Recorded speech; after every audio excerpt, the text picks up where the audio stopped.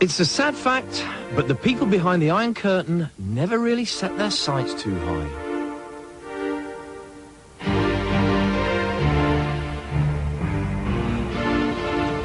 Oh! Это твоя лада? Да, классная, да. О, тебя очень повезло. На такие машины записано 10 лет вперед. Какие двери, колеса. О, настоящий пластик. Эй, ты ведь такой машине очень нравится, девушка, эй? Да. Сейчас моя машина, Velorex, стоила копейки. Я купил ее и Квентин Вилсонович. Господи, то bien дорого. Technology мир.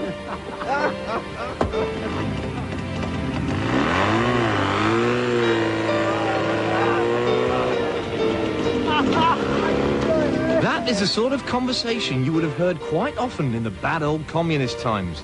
Because believe it or not, there were cars out there worse than the Lada. Well, I'm sorry, but this really is pretty badsky.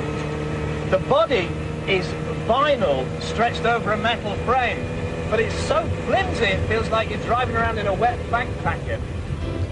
If it's a choice between driving this and working down the salt mines, then give me that pickaxe. Because the very least a car should do is go and stop, and this doesn't want to do either. You don't so much press the brakes as write a letter to them, asking them if they wouldn't mind stopping the car sometime this week. Karl Marx gave us communism. Well, I wouldn't mind giving him a lift in this and saying, you got any more bright ideas, mate? What's more shocking than the atrociousness of this car is the fact that it's owned by an Englishman living in England. And he's not alone.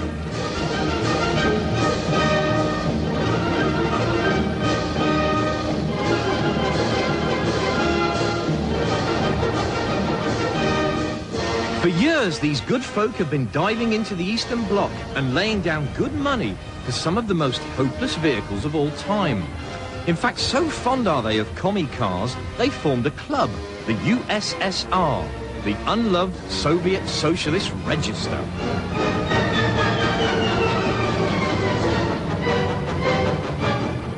The club's got about 100 members, and we've got every kind of Eastern Bloc car, from the weird, the wonderful, to the fairly boring. I think we're all quite honest about the fact that they may not be termed classic cars insofar as, you know, some of them don't look particularly attractive. They're agricultural in their engineering.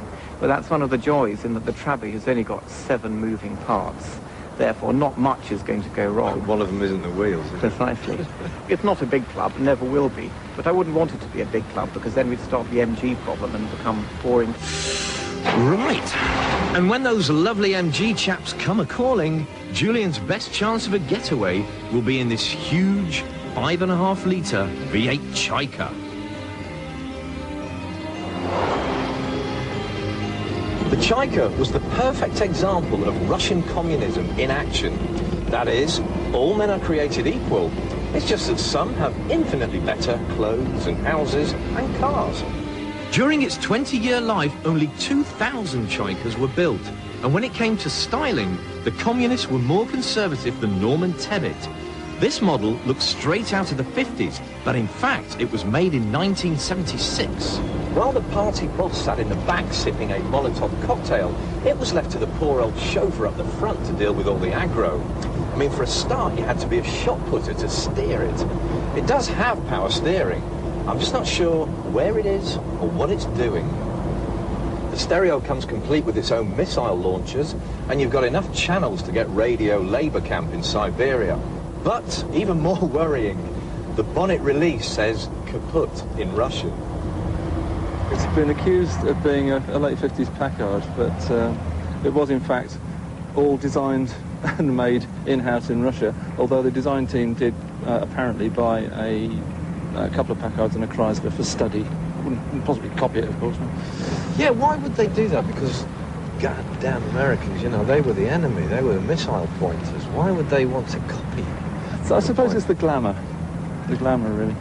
Relatively. Yeah, relatively. Yeah, I love it. It's like nothing else that you ever see on the road here. I don't go out and see myself coming the other way, which is nice. It drives extremely well. You get it on a motorway and it just wafts along. Marvellous. Which is great until something breaks.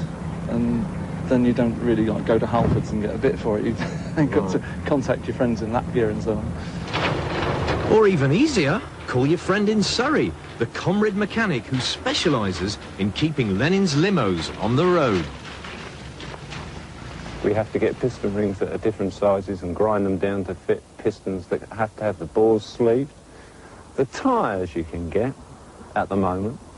Bearings you can sort of copy with metric equivalents, hopefully, but on the Volga here you can't get any bearings for that. So you just have to literally modify, machine and skim and design and keep them running.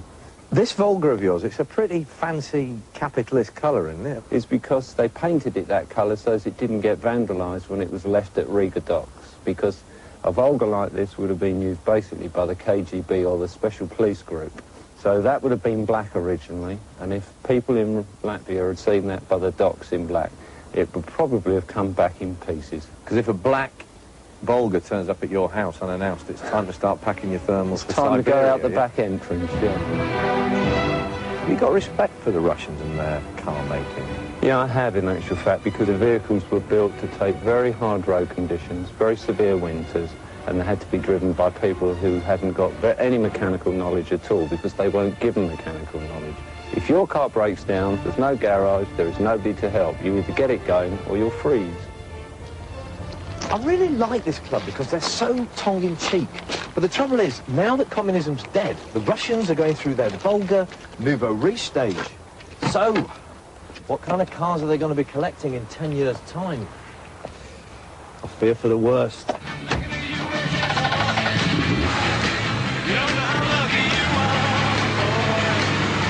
in the U.S., back in the U.S., back in the U.S.S.R.